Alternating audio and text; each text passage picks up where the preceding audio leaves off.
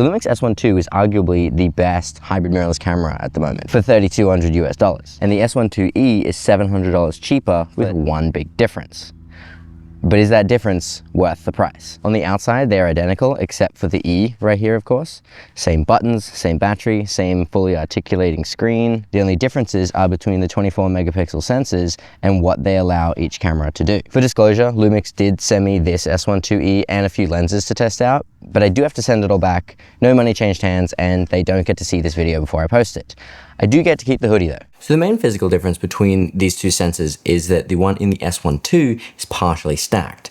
And a stacked sensor just means there's an extra layer of circuitry behind the regular layer of circuitry at the back of the sensor.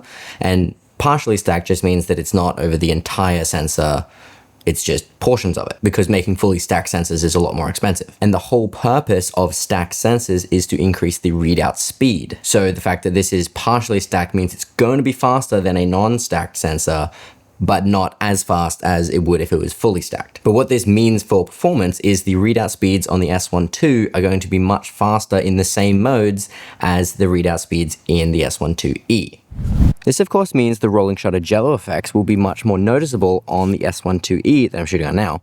However, for so many types of shooting, even in the slowest mode, this rolling shutter won't be an issue. The classic rolling shutter test of fast pans back and forth isn't very applicable to most shoots, and most people probably wouldn't notice a slow sensor in pretty much any scenario anyway. However, there are some scenarios that a faster readout is important, and they basically all involve either the camera or the subject moving fast. Sports, cars, fast whip pans, or even some handheld stuff if you're really going for the shaky cam look, would all benefit from a faster readout like the S1II has. So maybe if that's mostly what you do, you may want to spend the extra money and get an S1II. Now in photo mode using the mechanical shutter, both cameras can shoot at 10 FPS in their burst mode. But if you use the electronic shutter, the S1II here can shoot 70 frames per second compared to the S1IIE's 30 frames per second. So I guess you can consider that if that's a spec that you care about.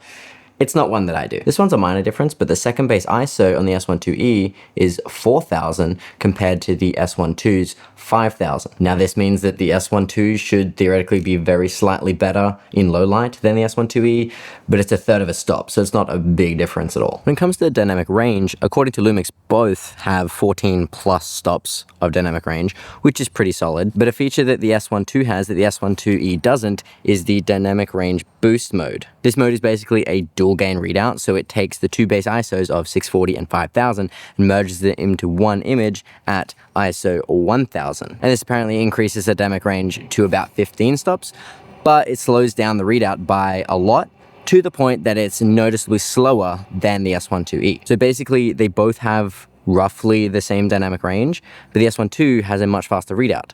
But if you turn on dynamic range boost mode, the S1II has a higher dynamic range, but at a slower readout, even slower than the S1IIE. In my opinion, as someone who bought the S1II, I like the versatility of the DR boost mode because I can leave it off, have a very solid dynamic range and readout, and if I'm shooting something with very little movement like this, I can switch on DR boost and get a little bit more dynamic range for basically free. As for resolution and frame rate options for video, the S1IIE doesn't have as many options as the S1II. Firstly, there's no 5.1K open gate, so you can't shoot above 30 FPS in 3x2. The S1II can shoot up to 60 FPS in that mode. There's no full frame 4x3, 4.8K modes at all, just the 3.3K APS-C ones. The S1II has them as well, but the S1IIE is limited to just that 3.3K APS-C mode. This generally isn't a massive deal because not everyone needs to shoot 4x3, but it can be helpful for anamorphic because a 1.5 times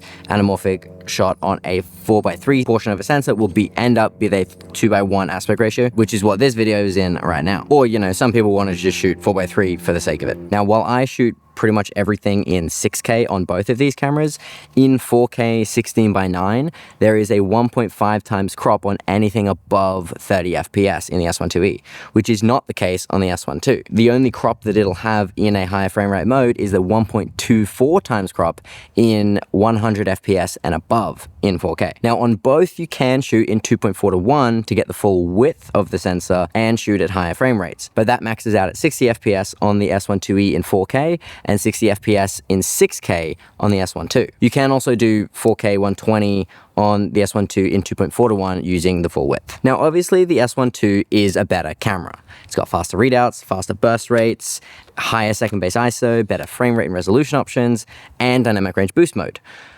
So I guess the question is all that worth $700 US? My thinking when buying the S1II was that it is the best camera that I could get for about that price and still do everything that I wanted to do.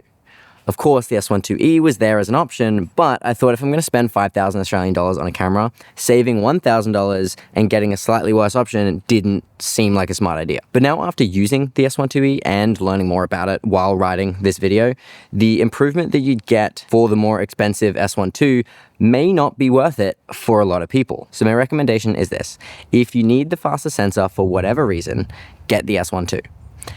If you just want the best camera and the extra money isn't a big factor, get the S1II. But if you don't need the faster burst rates, frame rates, or rolling shutter performance, the S1IIE might be a better choice because you could either just spend less money or put that money towards a lens or something like that. There's plenty of L-mount lenses that cost less than the price difference between these two cameras. So I hope that helped with your decision making, or at least entertained you. I don't know why you watch this. If you want to know how I have these cameras set up, go watch my video about the custom buttons on the S1II. The S1IIE has all the same buttons. Do all the other things, and I'll see you next time. Okay, bye.